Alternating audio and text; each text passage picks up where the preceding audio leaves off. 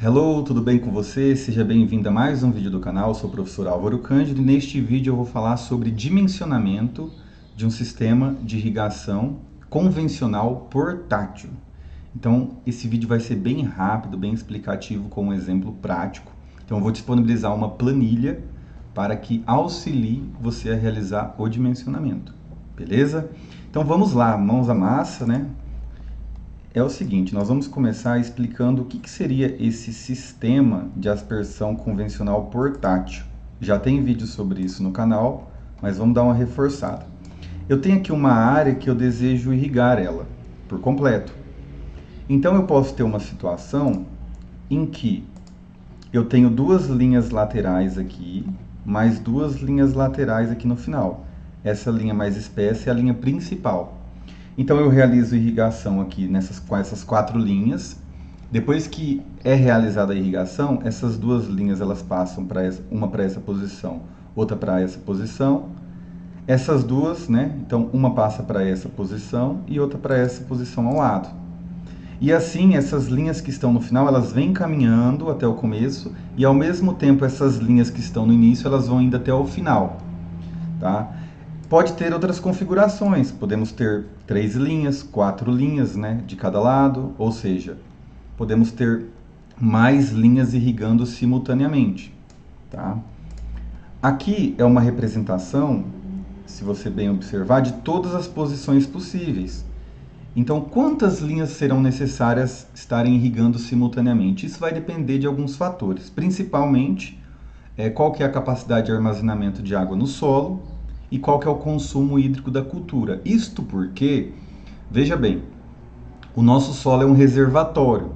Então, neste reservatório, cada tipo de solo vai caber uma quantidade de água, ou seja, vai armazenar uma quantidade de água. E as plantas, elas retiram quantidade de água diferente. Então, quando o meu solo ele tem uma caixa, um reservatório muito grande, então a irrigação ela vai ser menos frequente, porque tem mais água para consumir. Quando o meu reservatório é menor, então eu preciso repor mais água mais vezes, em um tempo mais curto, ou seja, uma maior frequência de irrigação. Então, o armazenamento de água no solo vai interferir se eu preciso ter uma frequência maior ou menor. Quando eu tenho uma frequência maior, dependendo do tamanho da área, eu preciso de mais linhas irrigando, tá? Outro ponto, quando eu tenho uma cultura que consome muita água, eu preciso ter uma frequência maior de irrigação, consequentemente mais linhas irrigando. Então são esses os fatores que vão interferir na quantidade de linhas, mas com a planilha vai ficar super fácil. Então eu trouxe um exemplo bem prático, que é o seguinte: nós temos aqui uma área para ser irrigada que ela possui 300 metros de comprimento e 228 metros de largura. Então essa área ela foi dividida aqui, né? Aqui ao meio tem a linha principal, lembrando que a linha principal é aquela que conduz água até as linhas laterais. Então a linha principal ela possui 300 metros de comprimento. Outro ponto importante, a declividade é um aclive. Então deste ponto inicial da linha principal até o final, há um aclive de 30 metros, ou seja, a água que passa pela linha principal, ela terá uma subida de 30 metros.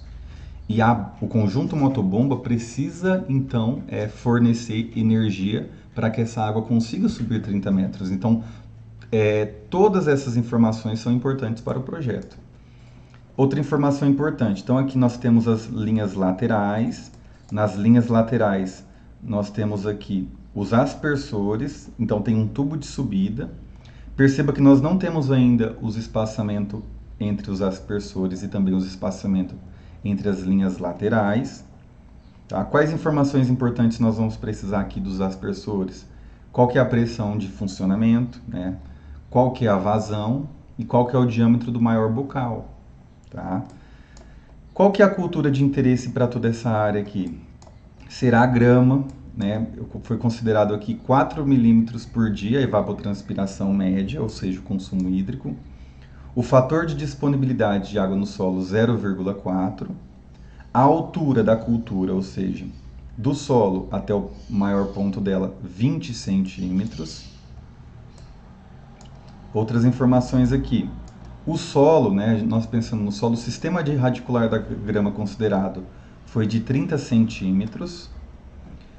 E essa seta indica a velocidade de infiltração básica, né? Então, a infiltração de água no solo a ser considerada será de 10 milímetros por hora.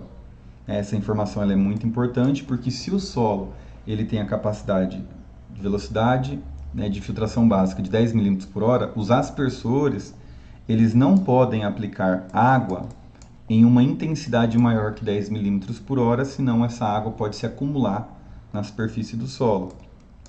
Aqui uma outra informação importante é a capacidade de campo base gravimétrica de 35%. Então essa é a umidade, né, a capacidade de campo, é a quantidade máxima que o solo consegue armazenar. O ponto de murcha, né, a umidade no ponto de murcha considerado foi de 20%, é a umidade gravimétrica. Por isso que a base é peso. Aqui abaixo temos outra informação importante, que é para calcular a densidade do solo, que é uma informação necessária. Então foi realizada uma coleta da amostra do solo, um recipiente. Então esse recipiente ele está completamente preenchido por solo. Ele foi levado para uma estufa de secagem. Então depois que ele passou pelo processo de secagem, dentro do recipiente desse que tem um volume cilíndrico, vai haver apenas o solo seco. Então densidade do solo é massa de solo seco dividido pelo volume. Então pode ser calculado em gramas por centímetro cúbico, tá? Então isso daqui também vai ser necessário essa informação. Continuando aqui do sistema de irrigação, nós temos aqui a linha adutora, né, que ela vai, eu coloquei até aqui, mas vamos considerar que ela vai deste ponto até esse ponto aqui.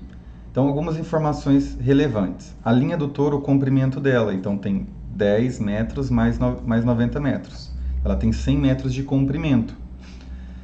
E a linha adutora, ela tem 10 metros, né, de elevação em relação à bomba, ao conjunto motobomba, tá? Duas distinções aqui importantes. O comprimento das linhas, ou seja, 100 metros de comprimento, ele é importante para a perda de carga.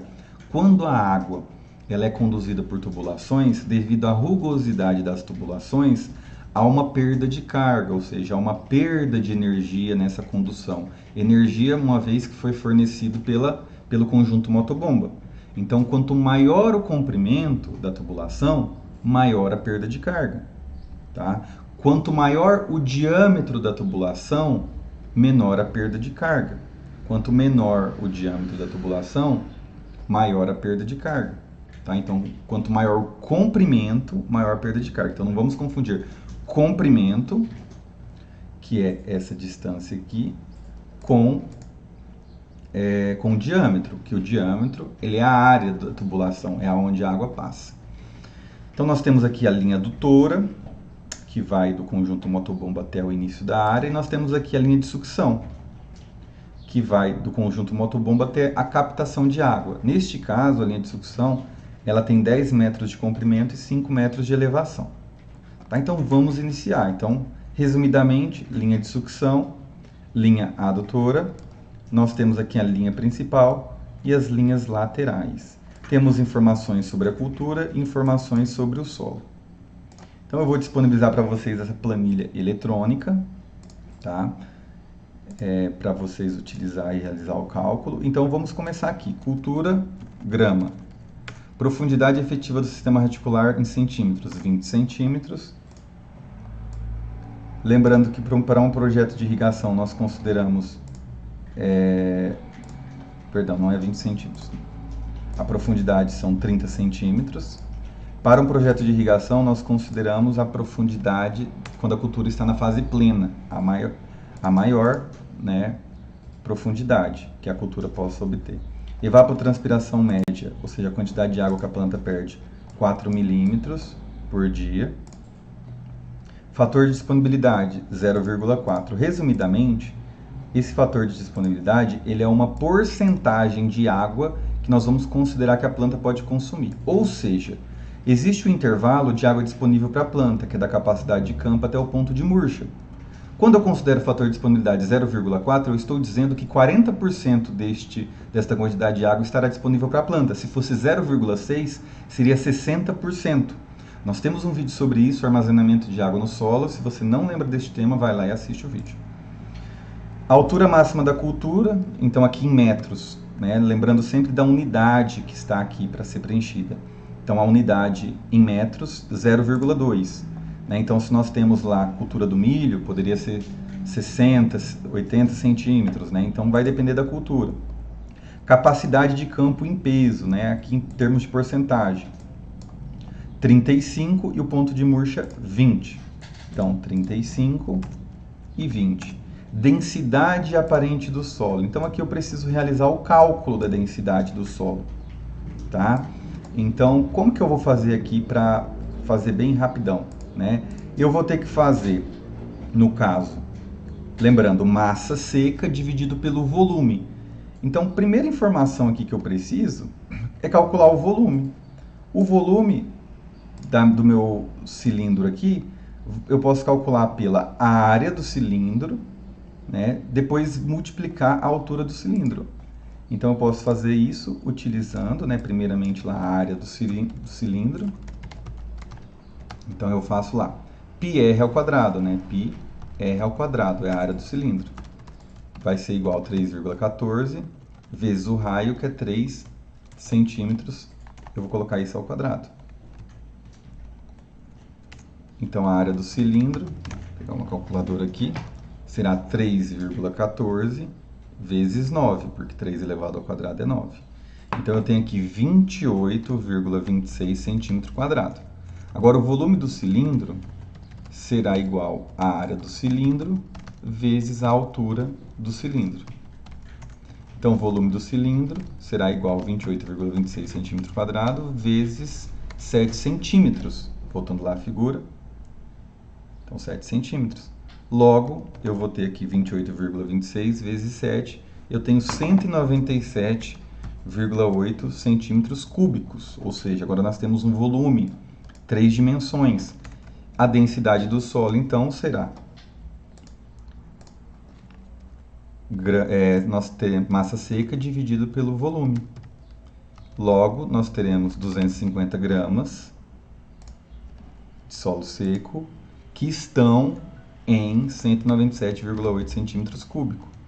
Com isso, 250 dividido por 197,82, 1,26 gramas por centímetro cúbico.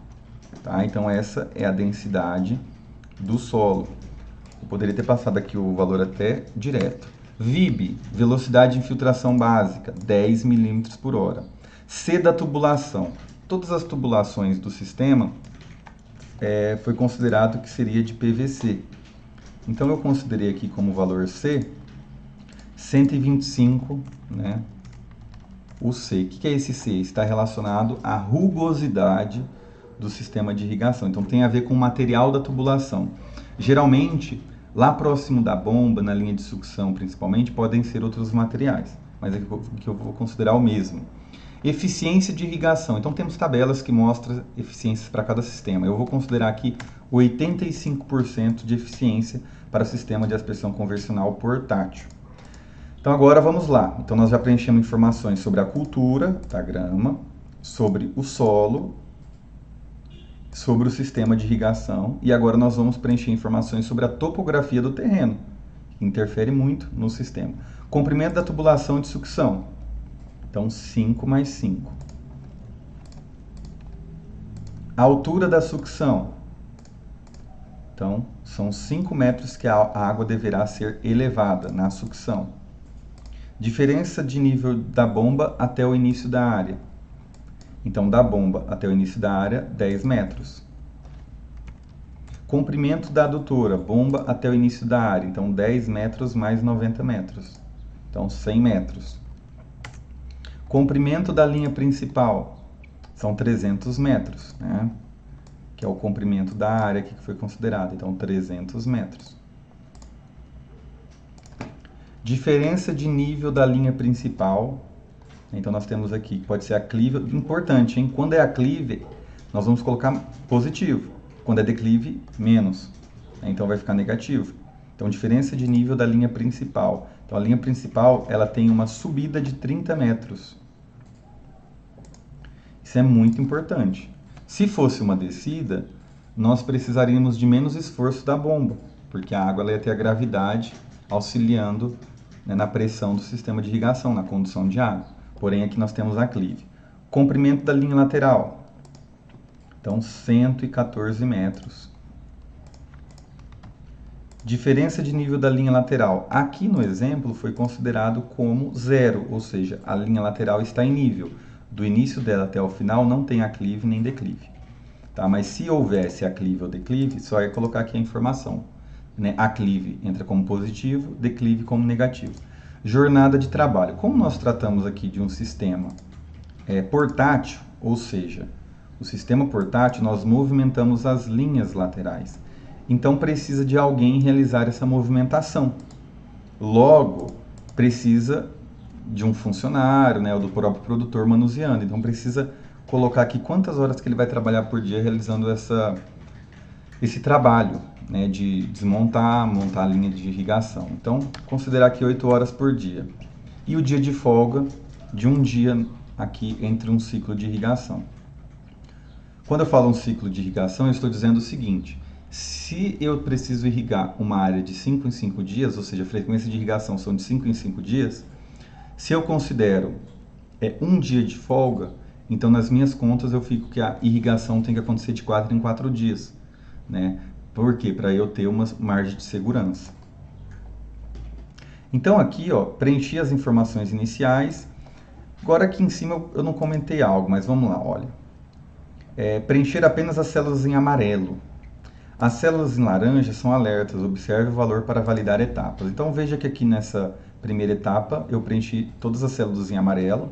Agora eu tenho que ter atenção, eu não preciso preencher as outras células, mexer em outras áreas aqui da planilha.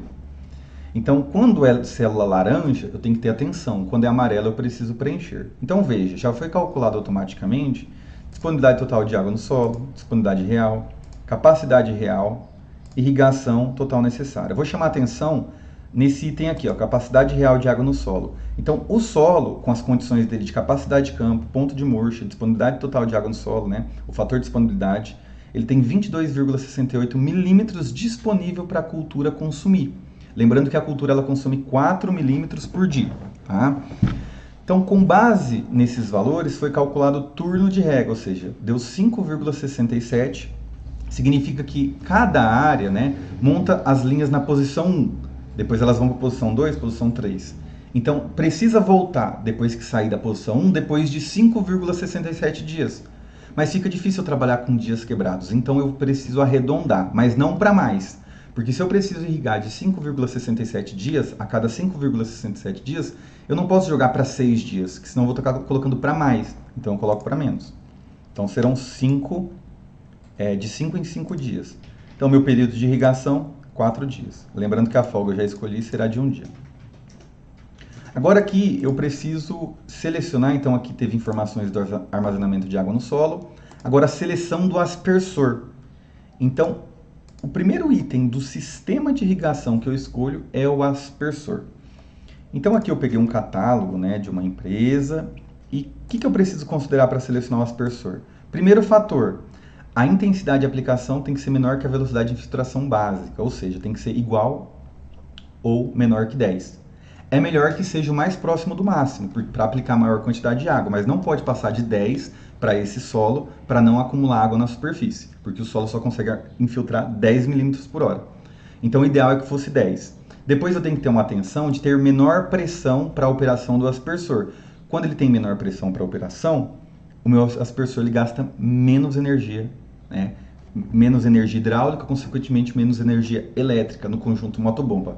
E depois o terceiro fator, maior área de irrigação. Ora, se eu tenho um aspersor que aplica 10 milímetros por hora, nesse caso, que ele consome menos pressão, e se ele aplica em uma maior área, eu tenho menos aspersor por área. Eu economizo em aspersor, linhas laterais, né, e consequentemente menor gasto de energia elétrica, porque vão ter menos aspersores funcionando. Tá? Então eu vou ficar nesses três aqui. Então, lá no aspersor, eu vou passar meio rápido, né? Temos várias marcas, temos vários catálogos. Então, aqui eu vou passar meio rápido procurando só aqui uma explicação. Nós temos espaçamento. Então, o primeiro é entre aspersor, o segundo entre linhas laterais. Temos diferentes espaçamentos. Esses valores são intensidade de aplicação em milímetros por hora. Aqui nós temos o valor de vazão, que é muito importante, tá? Aqui nós temos a pressão, que também é muito importante. E aqui nós temos como que esse aspersor é a configuração dele. O mesmo aspersor, ele pode ter diferentes configurações. Ele pode ter diferentes bocais, que você troca os bocais. Então aqui, ó, aqui, pensando na menor pressão de 20 MCA, nós temos esse 9,8 aqui, que é a intensidade, né? Lembrando que 10 é o ideal. Aqui eu não tenho menor, é próximo de 10. Aqui também não. Aqui também não. Aqui eu tenho 10,7, passou. Então estou procurando aqui algum que vai trabalhar numa pressão mais baixa. Então vamos procurar. Ó, veja bem. Aqui eu encontrei um interessante, ó, ele é exatamente 10 milímetros por hora e trabalha na pressão de 20 MCA. Tá? E tem um espaçamento maior. Tá? Então é interessante. Vamos ver se tem algum outro. Estou passando meio rápido, mas você pausa o vídeo e vai vendo com calma. Então eu vou selecionar este aspersor, que tem dois bocais, o maior de 6 milímetros, o menor de 2,5 milímetros. Então ele é na cor vermelho cinza clara, para essa marca. Ele opera a 20 MCA e tem uma vazão de 2,15 metro cúbico por segundo. Então, metro cúbico por hora, perdão. Tá? E ele está nessa coluna aqui, ó, 10, voltando. Ele está aqui, ó, 10 milímetros por hora, então ele tem um espaçamento de 12 por 18. Significa que entre os aspersores tem 12 metros. E entre as linhas laterais, 18 metros, tá? Então, sempre o primeiro espaçamento, o menor, vai ser... Eles podem ser iguais, mas se forem diferentes, o maior espaçamento entre linhas laterais. Por que isto? Porque nós preferimos que haja mais espaçamento entre as linhas laterais do que entre os aspersores, porque se tiver maior espaçamento entre as linhas laterais, nós vamos ter menos linhas laterais, consequentemente gastar menos dinheiro em aquisição de linhas laterais. Então, pressão de serviço, 20, vazão, aí nós precisamos voltar lá, 2,15,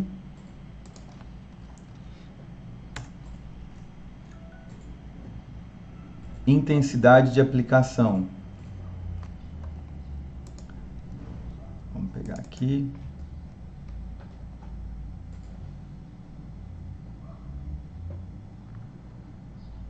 Espera um pouquinho. Vazão. Espaçamento entre os aspersores. Então, 12. Espaçamento entre linhas laterais, 18. Tá? Ah, tá, agora fez sentido. Então, nós temos aqui já a intensidade, perceba que deu 9,95, é bem próximo do que está no catálogo, porque a planilha já calculou automaticamente. Agora, diâmetro do maior bocal, se eu não me engano, é 6,5. Essa informação também é muito importante para a gente fazer um ajuste fino no projeto de irrigação. Na verdade, é que são 6 milímetros. O maior bocal, ele é muito importante. Aqui na equação, na planilha, já calcula automaticamente o grau de pulverização. Tá? Então, nós temos o grau de pulverização e nós temos o índice de pulverização. O grau de pulverização tem que verificar se ele está entre 2 e 4. Esse daqui está. Eu quero chamar a atenção aqui, inclusive eu disponibilizei, quando o grau de pulverização ele é entre 2 e 4, significa que ele está no intervalo ok, né? Então, não vai ter desperdício de pressão. Por outro lado, então aqui está beleza, né? Está entre 2 e 4. Se for maior que 4, tem desperdício de pressão, e se for menor que 2, está com menos pressão. O índice de pulverização do jato, ele é muito importante e vai depender das culturas. Culturas mais sensíveis, as gotas precisam ser menores. Então, veja bem, nós temos aqui uma tabela, o nosso valor deu 2,45. Tá? Então, vamos verificar aqui na tabela, que eu disponibilizei aqui abaixo, se 2,45 pode ser para grama. Então, olha, pastagem pode ser menor do que 3. Tá? Então, eu vou considerar aqui que vai atender. Mas só para você ter uma ideia, né? Hortaliças muito sensíveis precisa ser maior que 6. Então, por exemplo, não daria certo esse aspersor operar nessas condições para uma hortaliça. O que eu poderia fazer aqui para que esse aspersor pudesse atender? Eu posso mexer na pressão, só que se eu alterar a pressão, consequentemente vai alterar vazão, vai alterar intensidade de aplicação e outras variáveis. Então eu preciso que o aspersor ele se encaixe para ele atender a cultura, para ele atender o solo, né, em relação à velocidade de filtração básica. Mas vamos continuar. Então selecionei o aspersor para a grama. Então tempo efetivo de irrigação por posição já foi dado, tempo para a movimentação das linhas laterais. Eu pego aqui e eu coloco geralmente 1. Esse é o tempo para desmontar a linha lateral de uma posição, movimentar até a próxima, montar ela e colocar para funcionamento, geralmente 1 hora. Tempo por posição, então cada posição gasta 3,68 horas. Lembrando que nós temos 8 horas por dia, que é o horário que o trabalhador ele tem por dia, de jornada de trabalho. Então aqui o número de posição possível por dia é 2,17, eu vou escolher 2. Tá? Por quê? Porque eu geralmente arredondo para baixo aqui um número inteiro. Então para isso eu vou precisar aqui de 4,16 linhas laterais simultâneas. Então serão 4 linhas laterais simultâneas, 4,16, e elas vão conseguir irrigar 2 posições por dia, ou seja, vai começar o dia irrigando, vai ficar um determinado tempo e depois vai passar para outra. Então, número de aspersores por linha lateral deu 9,5, então geralmente eu arredondo aqui para baixo, que se eu colocar para mais ele vai sair da área. Então pode colocar aqui 9. Aí aqui já vai ter as informações automáticas. Então, distância do primeiro aspersor, né? Então aqui, ó, é a distância entre o primeiro aspersor da linha lateral e a linha principal. Então isso daqui é importante, essa informação, devido ao fator lá de escalope, né? Que tem a ver com perda de carga. Bom, se entre aspersores tem 12 metros, então entre esses aspersores tem 12 metros. Entre o primeiro aspersor e a linha principal tem 6 metros. Porque entre a linha principal e o próximo aspersor vai ter 6 metros. Então, entre esse aspersor e esse, vão ser 12 metros, tá? Então, voltando lá, então fica 6 mesmo. Já temos aqui um ponto, né? Diâmetro da linha lateral considerando a perda de carga fictícia. Então, o diâmetro precisa ser de 57,94 milímetros. Aí eu preciso selecionar aqui qual vai ser o diâmetro interno. Para isto, eu tenho que recorrer a um catálogo de tubulação. No caso, eu já trouxe aqui um exemplo. Nós temos aqui o tubo, né? Esse daqui é de 40 MCA, esse é de 80.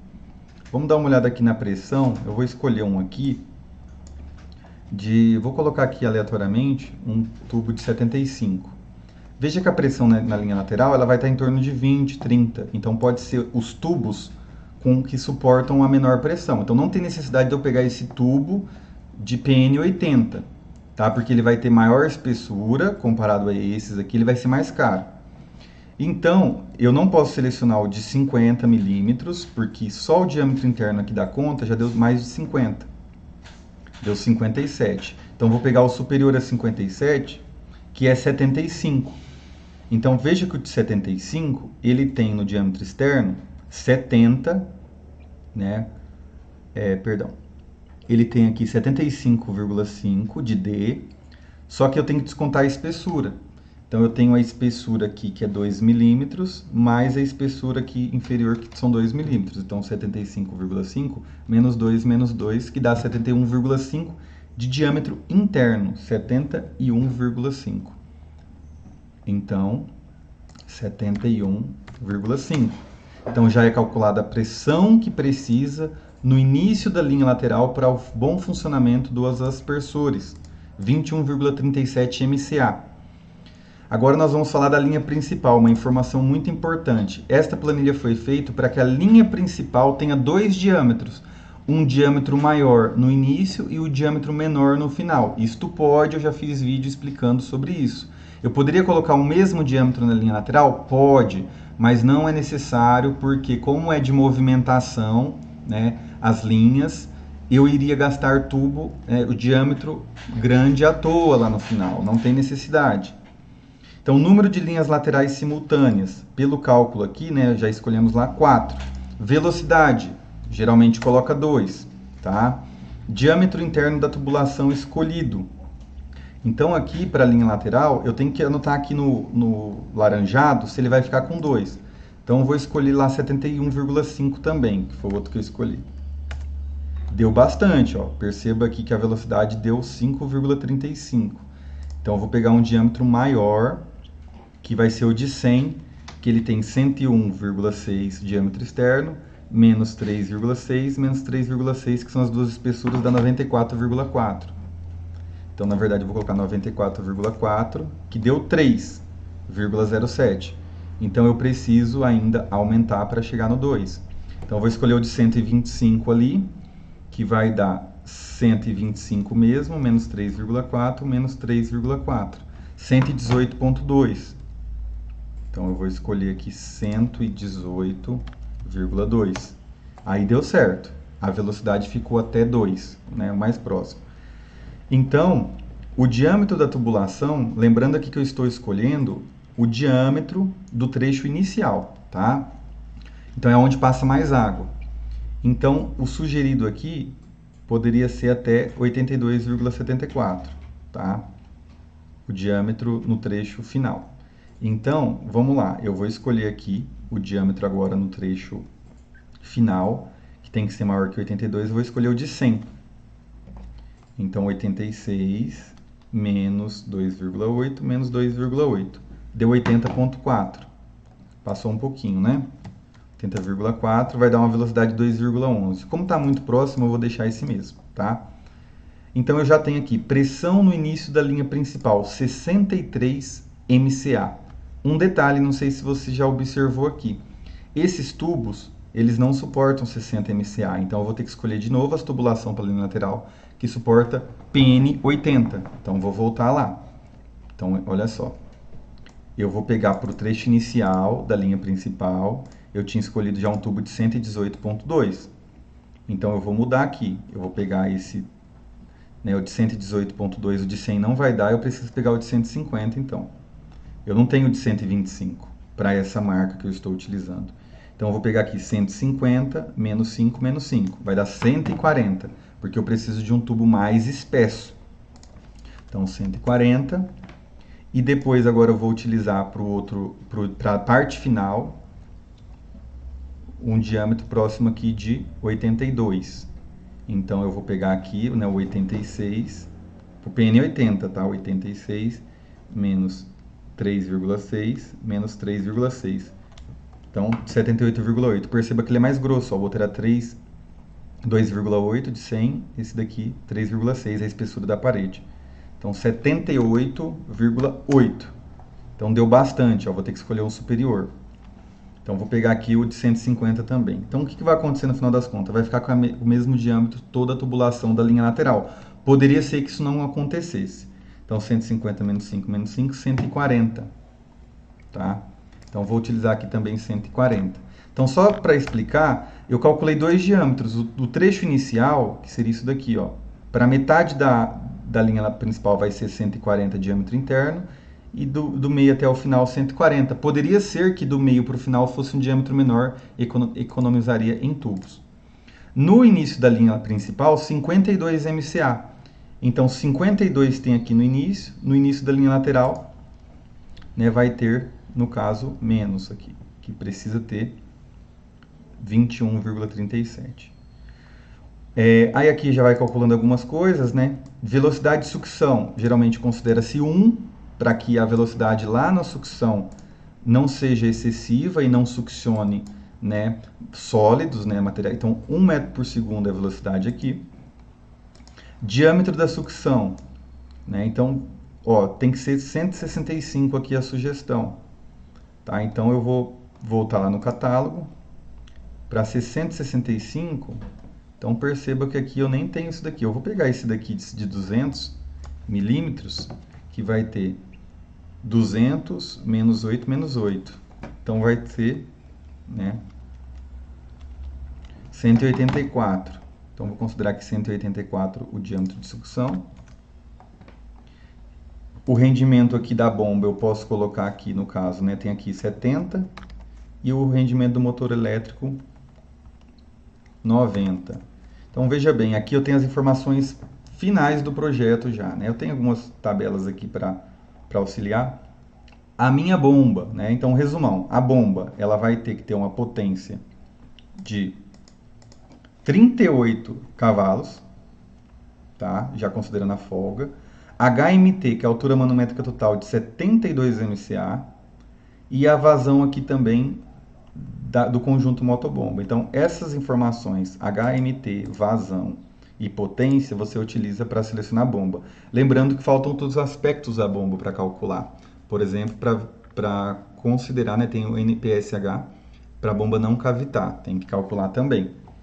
Então, nós selecionamos aqui a bomba, nós sabemos o diâmetro da linha principal, sabemos o diâmetro da linha lateral, sabemos quais serão os aspersores, né? Então, nós já temos aqui características da bomba, diâmetro dessa tubulação, diâmetro desta tubulação, diâmetro da linha lateral, diâmetro da linha principal, quais são os aspersores, tá? Então é isso, espero que tenha gostado deste vídeo e até a próxima.